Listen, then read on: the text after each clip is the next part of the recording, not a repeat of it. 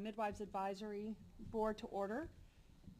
It is June the 14th. This is our 1 o'clock meeting. And first thing I'd like to do is call roll, but if we would just go down and introduce ourselves, I think that's a little bit more. Okay. Lori Pumpkin. Hi, Lori. Janet Dermeyer. Victoria Meinhardt.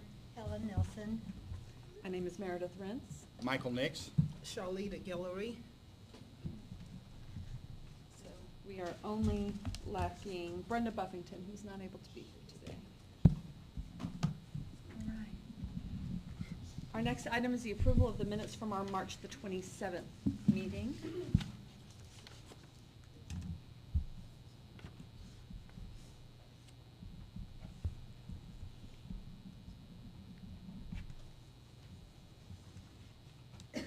Is there any comment on the minutes from our last meeting?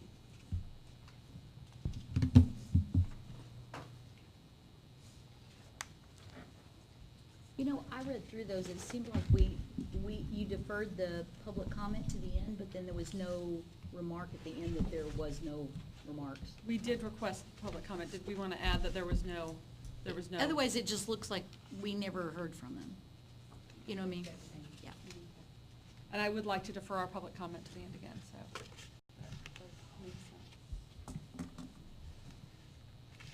Any other feedback? Thank you for that, Janet. The date says March 26th, 2017, from the meeting minutes. Am I Oh. looking at that correct? The 26th or the 27th? I think it must have been the 27th, because that's a Sunday. I was Okay. just looking to see why I wasn't there. You were in church.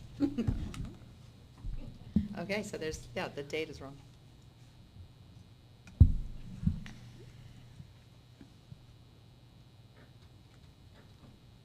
So did we get confirmation on which was the correct date for the March meeting? I'll confirm that.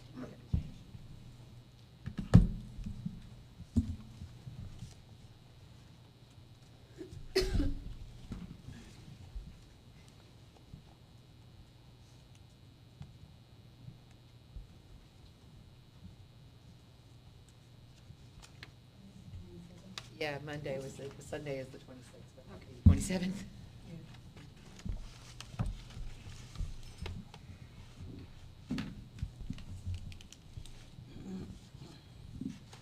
This way. So we have those two changes. Any further changes on the minutes of the March 27th? You didn't recommend meeting? that, did you?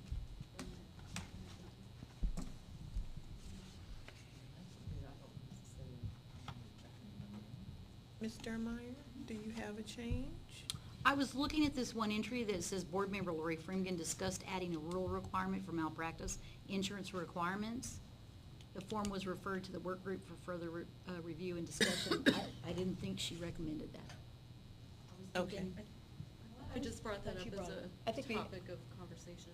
Yeah, it's a topic of conversation, but I don't think anybody recommended adding a rule requirement for malpractice insurance. Okay, do we want to make that correction as well? Yes. Okay, I don't want let's it to be do it. on record that we recommended that we We require will malpractice correct insurance. that right now. And Thank it's a you. conversation we're having, but Yeah. it's. Yes, discussion. Yeah, it was No right. recommendation. Right. Got it.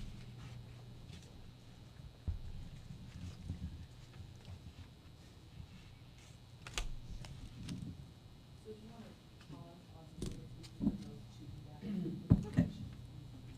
Because we have those three corrections, so we will press pause on approval of the minutes.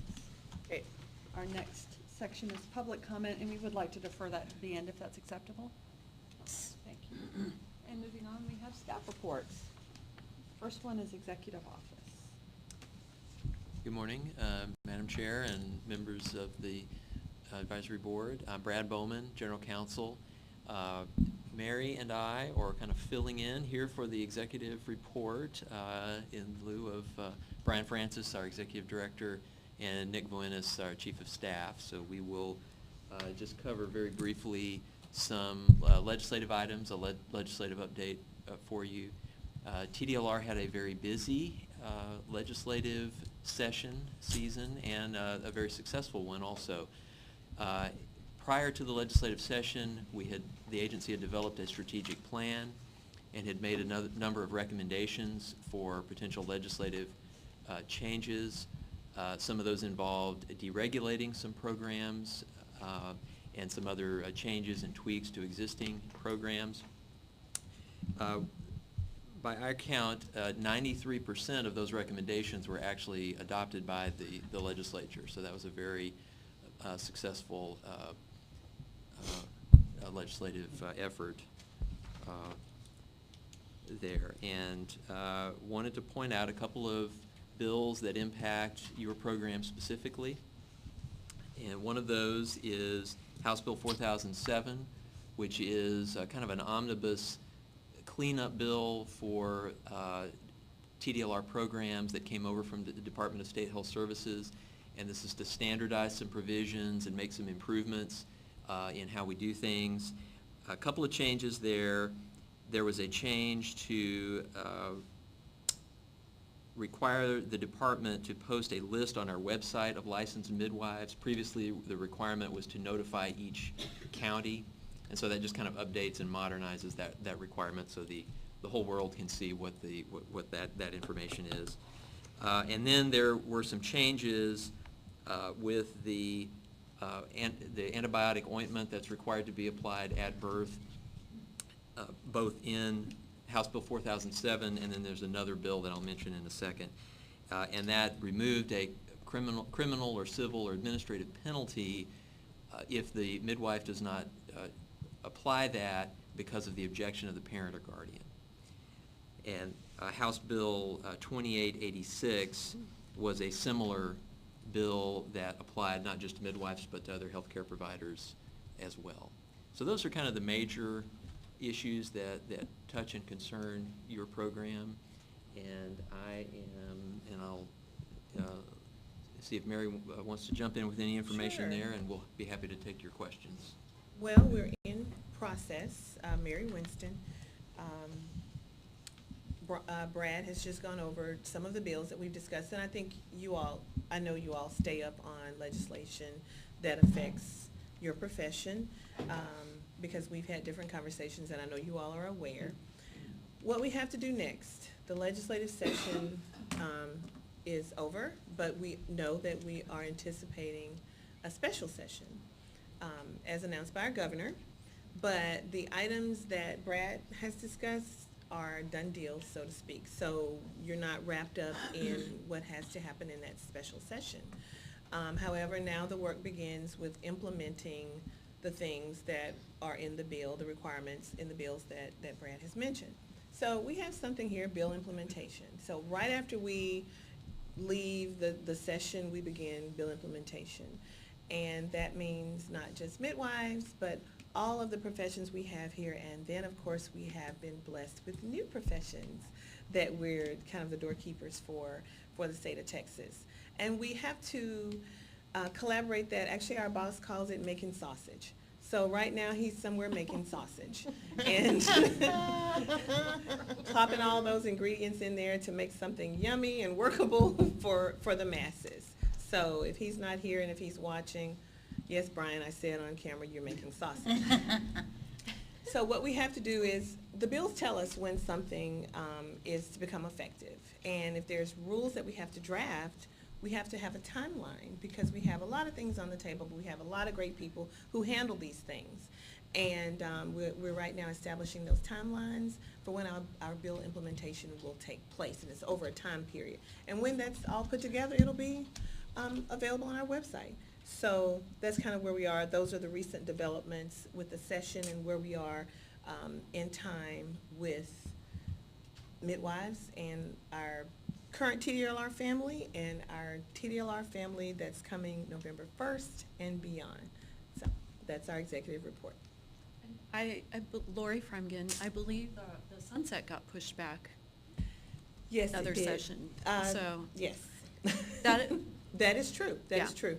TDLR was due for sunset review next year? It was originally, it's Brad Bowman, originally we were scheduled, our sunset date was 2019, and in one Yes. of the bills, it was actually the bill that brought the podiatry program to TDLR, that pushed that date back to 2021. So that Yes. will now be the department's sunset date. So 2 years it Yes. was pushed back. And that review, that is it's not our call, it's the legislative call, obviously. But it's also the legislative call that has just blessed us with so many new members of our family that have experienced sunset reviews individually that are coming over to be a part of TDLR. So that has been pushed back, and I want to thank Laurie for her participation and just being present during this legislative session, and all of you, because you're a really involved board, and we appreciate you. I have a question, Janet Dermeyer. Yes, ma'am. How soon will that list of midwives be available online? Well, I think the effective date is September 1, and bill. for the bill, and the list. That will, I'm sure that will be part of the bill implementation plan. So that's, as Mary said, that's still in the works. The timelines for, for meeting all of those requirements. Now, I have to tell you, it's not a hard requirement, because currently on our website, you can look up a licensee. It's public record. Okay, we just got a message from the This just audience. in. This just in. Thank you, Nene. Flash bullet. It's there, so, Janet, That's awesome. you speak and it happens. Power just went to my head. She's been trying to get See that it to growing. happen for so long. Yes, you can see your head growing right now. I know, really. That's good. See, my glasses even fell off. Thank you. Thanks, Dee Dee. Would you like me to speak more often then? That's a loaded question. It got real quiet. We're gonna move on, Madam Chair, if you're ready. All right, we're ready for Compliance Division.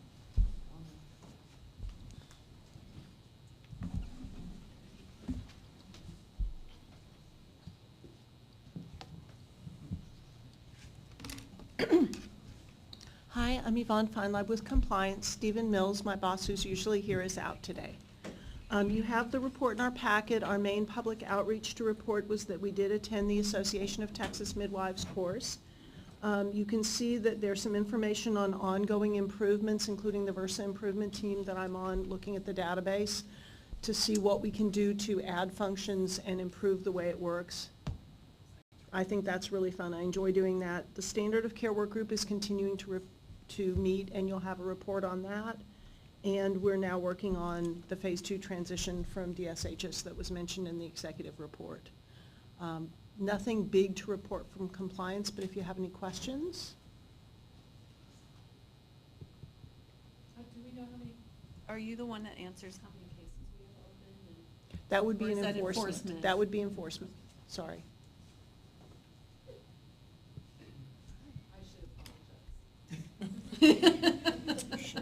Yeah, for confusing. Okay? All right, thank you. Thank you. Yvonne. Moving on to the Education and Examination Division. Good afternoon, Madam Chair, members of the board. I'm Ray Pizarro, Director for the Education Examination Division. Since last we met, 2 months and a half or so, most of our focus at this point is now with Phase 2. As you guys know, there's a lot of programs still pending coming over, and new programs, as Mary and Brad has indicated, from the bills that have passed, that is going to cause us to make some new changes. E&E is 17 of the bills that will, and if become effective after June 19th, will impact the operations of our division. So we're going to be very busy in making changes. We have met with the work group, and you'll hear later about that on changes that and updates that we've done there. Other than that, that's all I have, unless you have any questions for me. Thank you, Ray. All right. Now we have back around to your question, enforcement. Thank you. Yeah, I'm not sure I want to come up here. Oh, come on, Charlotte. All right, it's Charlotte Melder with the Enforcement Division. Would you like for me to start with the questions, or you want me to go to the report? Either, yeah, go to you. Okay. Yeah. So the report is fairly short. as you know, the penalty matrix was approved at the commission. It is now on our website, available for everyone to see. And Christina Kaiser and I both attended that same ATM conference that Yvonne just mentioned, and we presented the penalty matrix and answered questions, et cetera. It was a really good time. Okay, so key statistics. There were 22 cases that have been opened since it came over, but that includes the cases that were already opened at DSHS before they came to the department. Of those 22, we have closed 7 of them, and as I mentioned in the report at the conference, 3 of them were closed for insufficient evidence.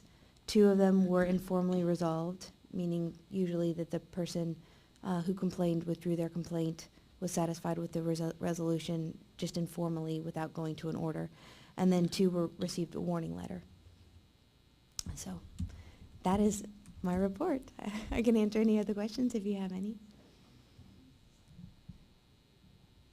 Are we getting those old cases cleared up? Like some of those old? Not so much yet. They are very detailed and very old, and I want to be very careful with them. So I am working on that. I'm spending a lot of my time actually working on trying to implement a current commission order and a probation, so that's taking up a lot of my time. Thank you very much. Thank you, Charlotte. Oh, wait, one more question. I know, I'm not gonna let you go that easy.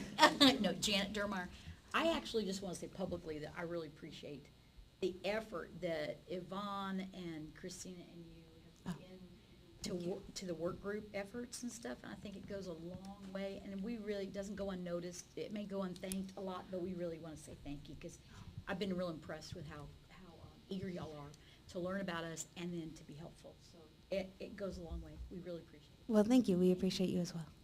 I'll second that. Thank you, guys. It's not a vote. I know, it's okay. It's being funny. Robert Rules of Order do not require. So was that. All right, and now moving on to licensing. Good afternoon, Leonard Rivas with the Licensing Division. Since our last meeting in March, we've had 5 new applications and 61 renewals. The renewals have pretty much, we renewed everyone that's going to renew. We still have 10 outstanding individuals that still need to submit some type of document to get their license renewed, and we've already corresponded with them and waiting for the information to come back. The other thing, the licensing division is also involved in phase 2 transition of the programs coming from DSHS and also the Versa improvement team.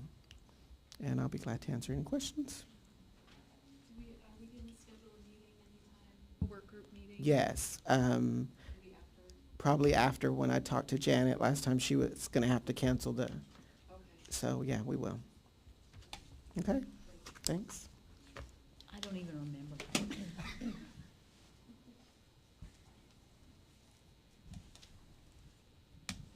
All right, moving through our agenda to agenda item F, update from work groups and possible recommendation. We have first the standard of care work group. And who do we have Chair. speaking on behalf of the standard of care work group? Yvonne, would you like to come? Okay. I don't know. You're the chair. I am chair. Chair. No, but Yvonne's tracking my. So we've been, oh, go ahead. What you need?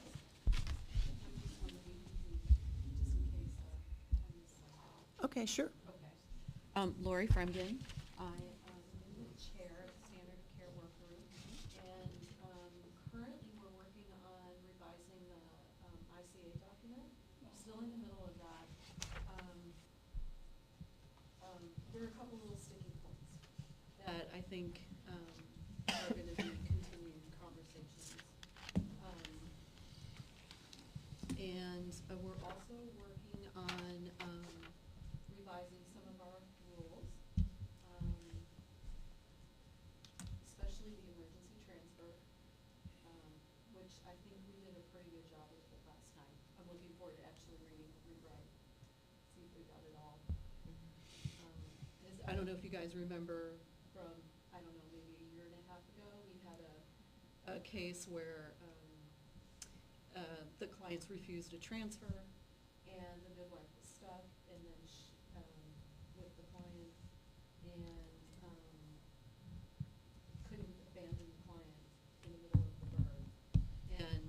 the client was refusing her care. So it put her in a really difficult position. Hopefully, and I think what we rewrote it, kind of cleaned that up.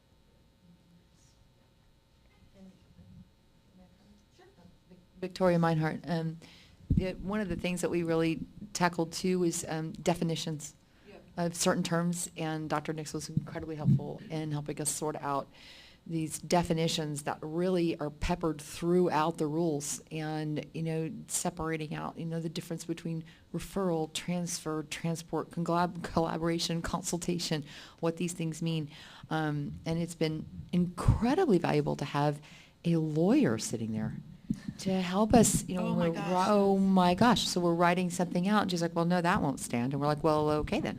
So it's just, getting our rules cleaned up in a way that serve the public, and also in a way that the midwife who's reading these rules can understand what they're supposed to do. So Yeah, it's challenging work. It's not fast work. But I believe we're getting a lot of work done. I think every time we get in that room together, we're like, okay, we're getting work done. Yeah, I agree. I've been involved in rules writing for many, many, many years, and this, I think, feels like the easiest time at it, and a lot of it is that because of Charlotte's help. All hail Charlotte. Yeah, it's very helpful. Yeah. Yeah, yeah, and then Yvonne's, just knowledge of the rules is helpful too. Brilliant. Yeah. The other issue that's kind of coming up, and I'd actually, if this is the time and place, like to hear people's feedback, is the issue of mandatory reporting. In the special session, they're going to have in the legislature, they're going to be talking about. Laurie, is this, Mary Winston, was this Yeah. part of the work group? Yes. Okay. Yes. Oh, This yes. This very is a much part of it. huge part of the work group. This Yeah. is something we've really got Yeah. to figure out. Yeah, so, the special session's gonna be dealing with the maternal mortality task force, because as you guys know, Texas has, I believe, the highest maternal mortality in the country. Excuse me, but interjection, do we know how many of those were home births, if any, out of hospital birth? Well, no, Deaths? Excuse me. We don't have that information. we don't have that information. I was just curious. Yeah. Wanted to throw it out. So the issue of mandatory reporting's coming up, and it's something that our work group has been throwing around, and definitely pertaining to maternal mortality, but also to neonatal deaths. And, it's a little bit of a tricky issue moving forward. There's not any other licensed medical professional that's required to report to their licensing board their deaths. And it's important to have some accountability. It's both. So, I'm curious what people have to say, and I'm hoping maybe there might be some public comment about it as well, too. I feel like this is more pressing with maternal mortality, less so with neonatal deaths, just in my mind, although I know Dr. Nix feels like the neonatal is important as well. If I can speak for you for that one. I think you can Okay. speak for me for that. Okay. So, anyways, if this is the time and place, I'd like to hear what other people have to say about it, so that we can bring this back to our work group and kind of hash it out some more. So, yes, so you're just wanting some feedback. Yeah. To bring back to the work group. Yeah. To continue the conversation. Yeah. Janet? I'm just kidding. Was there some kind of a process of how that reporting was to be done? No, we haven't started talking about it's just a conversation at this point. We haven't gotten into any nitty-gritty or details or anything yet. It's very much a conversation, should we or shouldn't we? Well, I'd kind of like to know what would happen in the department as far as if we had to report that, then what do they do with that information? What does the department do with that information? And does it automatically become a complaint? Does it automatically open a case? Does it, Or is it just kept in a statistics pile? yeah, You know? that would be Right. a real important piece. Victoria Meinhardt, That was actually tossed around a little bit, and that is exactly the question that we had, Janet, is what exactly are we doing with this information once we get it? Does it open a complaint? Does it open an investigation? And what next? So, the answer is we don't really know yet. We're just trying to sort out, do we even, the first question is, do we do mandatory reporting? And that's the question we still, that's the question we need the answer to. And if we are doing mandatory reporting, is it just for maternal deaths, or are we including neonatal deaths as well? And that's, I think if it's a standard of care and there's no other entities that are doing mandatory reporting, then we would not be according to the standard, right? I think. Well, Oh, go ahead. this is Michael Nix. Yeah. So in the hospital world, if there is a death, then it is reported and reviewed internally within the hospital system typically. And so the problem is that we don't have that same environment. So every death, typically every death is reviewed by quality improvement and insurance committee, so that they identify whether there was quality improvements along the way. And it's not, the idea of quality assurance is changing from this idea of peer review, where we're looking to penalize a specific individual, to on a broader picture, is it more about not looking to penalize a specific individual, but looking at the system to see if there's a way to improve the care to avoid those deaths. But when we move from the hospital environment to the home, or to the home environment, that same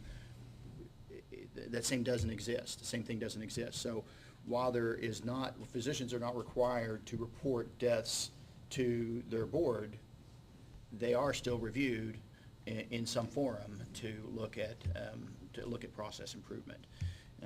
And the maternal mortality review, different states perform that in different ways, but in many states, every single maternal death or perinatal maternal death is reviewed individually to look if there were specific factors that contributed to that. Now, I'm not sure what the standards are going to be with the Texas Maternal Mortality Review Board, but there's similarities, and I'm sure that they'll be looking at specific cases of maternal deaths to try to improve those rates. Mary Winston, firstly, believe it or not, Janet, we can't hear you on the video. Cannot? And you either, Laurie. Really? So we're gonna need you to speak into those. Wow. So we can hear you. That's a first. I'm gonna mark my calendar. And as Dr. Nix was saying, there are many things we don't know yet. We know, the session hasn't begun. We know this task force is beginning, and there's work that remains to be done with this work group. It's some work groups complete their mission, so to speak, and are disbanded until the next issue, or stand down to the next issue. Unfortunately, or fortunately for y'all, this is not going to happen. Yeah. So it's going to be ongoing, and I know you guys have a passion for this and are ready to do the work. So. Yeah. I did contact, Washington State has mandatory reporting, and I did contact a midwife there to talk to her about it and what that looks like, and they're actually reporting to their professional organization. So I've actually contacted our professional organization and kind of just started the conversation there as well, and what that might look like for the Association of Texas Midwives to take on that responsibility and be a place where there's some accountability. 'Cause I think that's the issue, is like, we don't really have any level of accountability except for the licensing agency. So, Mike Nix, the standard of care may not necessarily be that the midwife self-reports, but I think there is a standard of care to review mortalities. And the process, and the question is, what is that process for reviewing those mortalities? Oh, yeah, that's different then. Right. Yeah. The bigger picture of the standard of care is reviewing reviewing and improving care and reviewing mortalities and morbidities to improve outcomes in the long run. We also, many certified professional midwives participate in the MANA statistics collection project, so that might be something to factor in as well. I don't know, it's a voluntary program, but that's something to consider also. Janet Dermeyer, on the nuts and bolts of that, could that be, is it possible to have our school, the ATM school, handle something like that? Only because it's a very educational piece of Yeah. information to me, something, when you go through that process, it could be very educational, so. Right, right. I mean, I guess the that would be, school would be. I guess the ATM board would have to take that up. Victoria Meinhardt, I actually like that thought, of reporting to, mandatory reporting to the educational system or the state association, where maybe there could be some requirement for peer review and continuing education, and have that association take up that, be that body that oversees those bad outcomes. Because like Dr. Nix was saying, they have in the hospitals, they actually have a process. You have an overseeing body, and with an out-of-hospital midwife, you're a private midwife with no, this is it, TDLR. So creating some intermediary between there that could, because it's, sometimes like what we were saying in the work group is, with maternal deaths, that's a completely different situation than a neonatal death, because I agree. sometimes babies do die, and it's very sad, and there's always something to learn, and there's always something to take from it, but it doesn't mean somebody did something wrong necessarily. It just means that it needs to be reviewed, it needs to be looked at, and if improvements can be made in care, then they need to be made. But and right now, peer review it's voluntary. Yeah. You have a bad outcome, you go to your peers and you say, I need review, but it's not a mandatory thing to do. So if we did move that into the association's realm, then it could become a more mandatory thing without a punitive situation going on. So it's something to consider. Well, that's the other thing too. We could make, one thing to consider would be be making peer review part of our licensing, or part of our, some part of this process. And currently, That would be a level of accountability, it would be. but, Janet Dermeyer, I like Yeah. that idea, but we would definitely want to look at what that looks like. Right. Because as we know, peer reviews, oh my goodness, I mean, there's a vast idea out there what that means and what that looks like. But ATM also, just to mention, also has an education committee. yeah.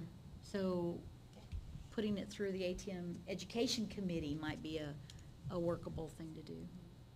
Because then they can decide, which ones would be very educational, like the school could actually take care of it, or the committee itself could. Laurie, Mary Winston, do you think you're getting some good feedback to take Yeah. back with you to the work group to kind Definitely. of move forward? Yeah, I was curious if, This is Charlita Yeah. Guillory. While you were talking, of course, I was interested because I've heard a lot about the Maternal Mortality Task Force that Dr. Ollier and Dr. Carla Artique is following. So I actually texted them to find out if they are following all maternal deaths, and they are looking at all of them, whether it's midwives or whomever. So Okay. they Thank you, are Dr. looking at it. great. Thank you. Thanks. You're welcome. I was curious if Helen or Meredith had any input. No, I'm interested in the discussion. Okay. Can we be stakeholders in that workforce? It's not a TDLR task force, Okay. but we can look into what exactly it will be. Dr. Guillory has just told us some main drivers in that, and we can definitely check into that. And a matter of fact, there are very specific people that they have. They don't even have a neonatologist. We thought it should have had a pediatrician because the baby's just as important. But they are looking specifically at that, and I know they just opened up that task force for a pathologist. So Okay. I'm sure they'll have different openings at different times. Okay, we'll just have to keep an eye on that, Yeah. Janet. And our lobbyist Roland is tracking it as well. Was there anything else, Yvonne, that I missed? We have some other items on our list. We did have a minor change on the oxygen rules that we're going to Right. recommend when we have a total packet. We're still looking at comments that came in on the rules last year, and we still have some topics that we haven't really touched on. As we work through the definitions, we were then going to look at the list of conditions requiring referral and transfer. We haven't really started those Yeah. lists yet, so we do have some additional Yeah, we have topics. a lot of work to go. The most recent thing that the group added was to look at the 37 to 42 and where that needs to be in rule rather than in definitions. The weeks. Oh, yeah. Mm-hmm. So hopefully by the next board meeting, the group will have the new revised informed choice and disclosure form to recommend. Yeah. Yes, I'm hoping we'll have it done. Anything else? Thank you, Lori. Thank you, Yvonne. Anything else from Standard of Care Work Group? Thank you. Moving forward, Education and Examination Work Group Review. Hi, Victoria Meinhardt. They made me the chair of this work group, so here we go. We had our first meeting today, and the sole purpose of this meeting was to discuss approving integrated resuscitation of the newborn. It's an alternative NRP course, and after looking through this, and Yvonne may need to assist me in making sure I'm getting the language correct, but basically, what we came to is that, we have to update the rule anyways, that covers NRP, and as it stands now, it's not even written correctly. So we have to update it, so it allows us to open that rule up. And we already provide some different options for CPR classes. So there's a precedent for providing another good option for meeting this standard. And so we're going to come up with some draft language to provide another option for NRP. And what we're going to provide is an option to take integrative resuscitation of the newborn or any other course approved by NARM. Okay. And exactly. So that way, it's going to create a loop effect, because our approval of this particular course, which addresses neonatal resuscitation for out-of-hospital babies, very specific. Our approval in Texas of this course will then allow NARM, the national body, to approve the course. And they have already given the woman who designed this particular course and wants to, she really wants to make it a viable option for midwives, out-of-hospital midwives. NARM has already said if you can get a state to agree to take this course, that they will approve the course. And since we're looking for national standards, it just requires us to be a little bit brave and be okay with it. And it's an excellent course, and I think it's a good answer for providing that education for out-of-hospital midwives that actually meets that standard for out-of-hospital midwives. So that's what we came up with. So we're going to come up with some draft language for this, and we'll have it for the next advisory board meeting. So if anyone has any on the board has anything they want to add.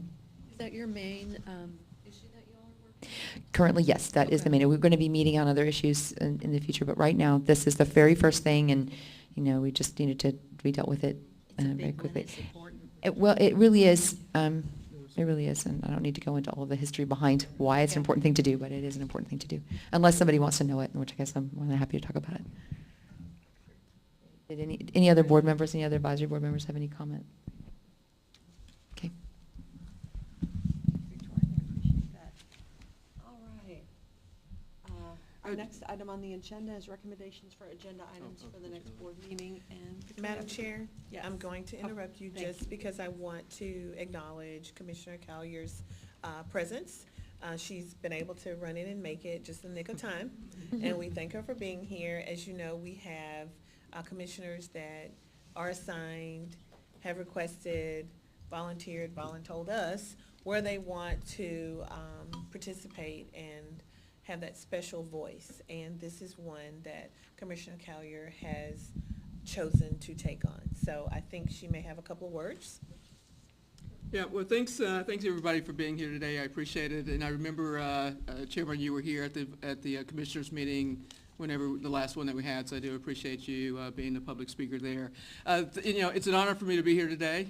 My apologies for being late. That's unacceptable, but this one is high on my list to participate in, and so I will be present from time to time. I do appreciate, and forgive me, I don't know your last name, but the thorough discussion that you were having with the work group here for the education component. I think that's huge as well. So it's good to be walking in on that. So for each and every one of you, the position that you have and what you're doing is it's well respected.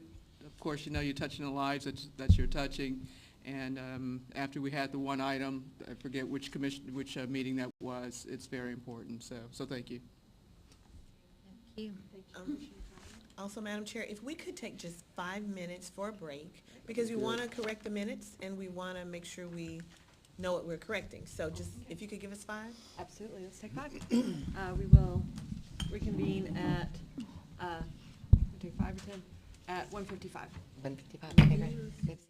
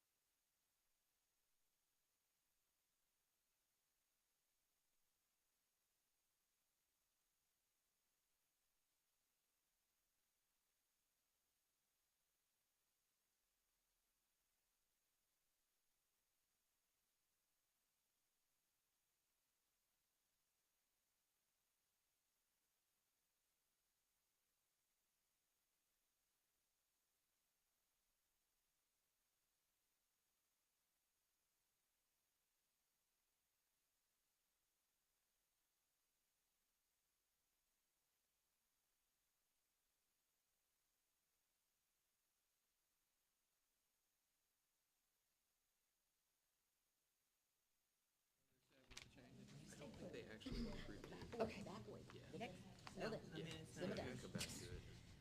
I'd like to call this meeting back to order, and we did receive a revised copy of the minutes, including the corrections we made earlier in this meeting. If we would like to review those for any further issues, we'll hopefully be able to approve the minutes.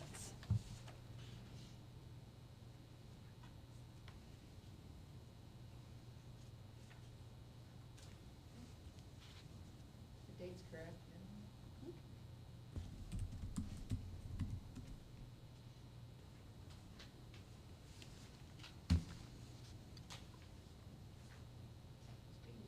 Can I make a motion that we accept the minutes as amended? Second. All those in favor, raise your right hand and say aye. Aye. Aye. All opposed? The minutes are approved. All right, and going back, let's head on to, do we have any board members or any other recommendations for agenda items for the next board meeting? Vicki, I believe you had a request. I do, Victoria Meinhardt. I would like us to consider the Association of Texas Midwives. So one of the issues that has come up is that board members that are coming from out of town are not being reimbursed for their expenses. And one of my concerns, and perhaps some of the other midwives on the board are concerned as well, is that it's going to, my concern is that it's going to become this all Austin board, and I worry about that. I worry that it doesn't then reflect what's happening in the state of Texas. So at the conference, it was discussed that the ATM association, the association might be willing to put aside a fund to reimburse the out-of-town midwives for just their expenses related to showing up for these advisory board meetings. I want to make sure there's no conflict of interest or Ms. anything like that. That is ATM to reimburse for TDLR? That's correct, for board members that are coming from out of town for For things. the TDLR? For gas prices or just for gas or whatever it is they need. So I just want to make sure that that's not a problem or going to create a conflict of interest or create a situation that would put us in trouble. And But so, this is Brad Bowman, General Counsel. So what we're talking about right now are items you want to add to the next Yeah, I board think it- meeting for discussion, and we can, in the meantime, explore that, look into it, and Please. determine if there's any. yeah, there's some legal reason why we Any- can't do any that. problem with It would be that. good to know because I think they're on board with it. They're more than happy to assist our advisory board members in the expenses that they incur, but it may be a legal thing that we can't do. I don't know. So I'm asking y'all to check that out, and if we can just talk about the next board meeting, I'd be grateful. So what I'm reading in Brad's eyes is that next meeting, we will have a response. We'll put that on the agenda and we will have a response for you. Okay, thank you. Am I reading you right, Brad? That's a good. That was good. That was good, Mary. Because we do want wide representation, and as has been pointed out before, midwives don't go into this profession for money. Boy, would you be disappointed if you No kidding. So that's it. And continuing to discuss the fact that our representation is shrinking geographically. It because really of is. that issue. I mean, if you look at this, the members here, we have Austin, San Antonio, Austin, Dallas, Fort Worth, Austin, and Charlotta, Houston. So, we're already geographically kind of in these bigger cities, and Brenda Buffington she's East Texas, so, and she has a hard time making it here, so, I'm actually hill country. okay then. Just Yeah. a little correction. But like, we've had a border midwife, I'd Thank love to you, see Janet, somebody thank you. on the advisory board from the border. They serve so many women, and their situation is so different from what a lot of midwives are, and they can't get here. We have had representation in the past from West Texas and from the Valley, and now they simply can't afford It's to. They can't afford it. really difficult. Because we Yeah. ask our members to absorb the cost personally. That's right. To do the state's, Yeah. to serve the state. Exactly, and they can't make it, they can't do it. So I think it creates just a vacuum. Those voices are not present, and we need their voices to make good decisions that affect the entire state of midwives. Okay. We will definitely explore those issues in the meantime before your next meeting. And Thank you. We understand the concern. All right, thank you, Janet Brian. Beermeyer, along the same lines, if we could, I know we've had this discussion before, so I'm not reopening the same question, but I am going to ask, is it something that we could, along the same line, talk about in the future, going to the legislation and asking to give us back that benefit for reimbursement? Nothing beats a failure but a try. Exactly. So if we could just put that as a little sub-note on there, and then we Brad, could. you've given Brad so much to look into. We like making a man work. good for that. We just like that. Excellent, excellent. Did you hear that, Dr. Nix? Hmm? He missed it. I think he shuts us out. I think he does, too. Yeah, it's okay. I didn't hear him mentioning reimbursing physicians from. I know. Dr. Nix, you're included in that. You may yes, of course, You're you're included. enrolled. Excuse me, but you're not a member of ATM. We'll get your polls. But you'd be on the Well, advisory future- board. There we go. You've got to think about the future. All right, and circling back around to agenda item D, I did not receive any public comment. Did we have any public comment? Anyone wishing to address the board at this time? We welcome public comment. Try to push it back to the end, so if anything comes up in the meantime, we'd be happy to hear from our members. Going once, going twice. No public comment. All right. Agenda item H, do we have an idea for date, time, and location of our next board meeting? Before we head there, Madam Chair, Okay. do you want to handle these minutes? Oh, Yes. They've already We been, did. there's Yeah, we did. one correction. There's one additional correction. It's just a minor, Lori, it might not be minor to you, but your name is misspelled. We forgot Oh, E. okay. We will stick that E on there for Okay. Laurie, Thank you. but we have to note that on the Thank you record. for Okay. giving me my E back. Yes, you're so welcome. the one typographical error Be with right. Ms. Fremden's name, we will. Not substantive. Thank you. I appreciate that. Anything else with the minutes? We're good? All right. Date, time, and location of next board meeting.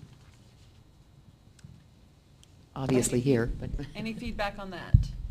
As we discussed, Mary and I discussed at the beginning, we're in the process of putting together, the agency's in the process of putting together the bill implementation timeline, and that may drive some of the issues that the board would consider. So we were discussing maybe leaving that open, and then staff would get with you and poll the members for possible times to make sure we can get a quorum together when What that's time needed. frame would we be looking at? Just season or month, if you've got that much general information of kind of what to expect? I'm actually not thinking, we're in June, Tamala, are you thinking September, maybe October? Okay, so the Yeah. fall. Yeah, in the Okay. fall, yeah. Because we also have work groups that have to get together in the meantime. So I don't want to push you too much. I know you have a lot to get on your get off the plate, but the plate's ever filling. But I want you to have something to be able to bring back to the full board. So September or August, or October, and we will let you know as soon as we know. Tamala will be calling, emailing. The earlier the better. Okay. I will say sitting here in this group and making a date before we walk out the door is Yes. my most favorite way of And putting if that we have a date board in meeting on September, my keep moving. calendar. I mean, if it needs to float, it floats. Is there a date that we can grab in September, just tentatively as a placeholder? We will take a look. That'd be great. Okay.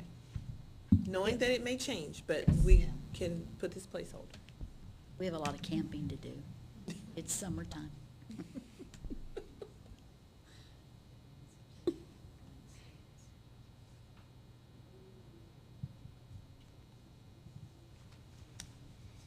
Now, day of the week, Wednesdays seem to work for our board members well this time. Does that tend to be a better day of the week than others?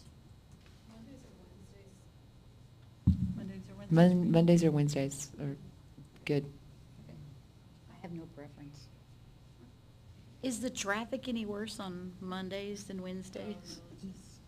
We could go straight for the middle of the month and do either the 13th or the 20th. Yeah, because seriously, Mondays seem to be horrifically worse, traffic-wise. Driving in every Monday, it typically is. Okay. So- So Wednesdays seem to work Wednesday well. seems better. So if yeah, we could to grab a me. Wednesday, that'd be great. Yeah. Okay, we're looking at September 18th, which is a Monday, or the 20th, which is a Wednesday, Let's go for the On Wednesday, 20th. The 20th. or the 27th. In September? September. 20th or 27th, those are Wednesdays. 20th one, is 20th? probably going to be better for me. 20th better for you, Dr. Okay, so we're looking at the 20th? I'll pencil that in. Pencil it But in. with the understanding that that very well may change. Would it be afternoon again? What time, I think we're available to schedule you whatever time of the day right now. Is that preferable, That or? 1 p.m. Then time. that's Much perfect. better. Awesome, that will Since work. we can't, don't have to stay since we overnight. can't get our hotel Yes. rooms paid, gives us time to drive in. What time did you say? 1 p.m. All right. And thank you for being flexible with our, need to at least have a flexible date Yes. on the calendar to work with. All right. Do we have any other issues before we adjourn?